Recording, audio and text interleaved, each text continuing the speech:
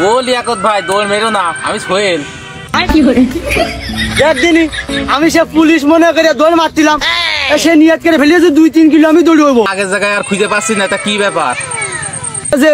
এখন গরিবিরা রিজাউল নেই, মিস্টার রিজাউল তা হবে না? ওটা তো হবে না নে, অন্যটা হবে না। খুব আপডেট। সেটার কাজ কি? 2 দিন ঘুম আসবে না, আর 8 দিন তোর গায়ে কারেন্ট থাকবে। কও কি? আমার বউ যদি শর্ট করে? আমি কেন মরি না? ওরে এ কারেন্ট সে কারেন্ট না, মাথা নষ্ট। খুব ঝাড়। কত কি? তুই ছোট ভাই মানুষ, 500 দিছে নে, একটা দিয়ে দিবা নে যা। দেহ যে হাল, এমনি 2 দিন না ঘুমালে আমার আর খুঁজে পাওয়া যায় না। যে টাকা নেই, 50 টাকা কম দিছে নে, যা দিবানে আমি। ও রিজাউল ভাই, তোমার লাগলি কই আনে 300 কই দুবানে।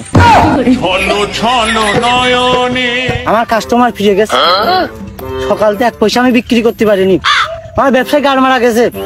এই মালটার কথা শুনিয়ে আমার ব্যবসায় লালবান হয়ে যাবে না, আর আমার এখন তো খুব সাবধানে থাকতে হবে। আমি বুঝতে পারিছি আমার পিছনে লোক লেগেছে। রিজাউল ভাই, তোমার বলো পুলিশে খুঁজ দিল। হ্যাঁ দেখো দিন, খালাম না শুলাম না, 1 পয়সা বিক্রি করতে পর্যন্ত পারলাম না।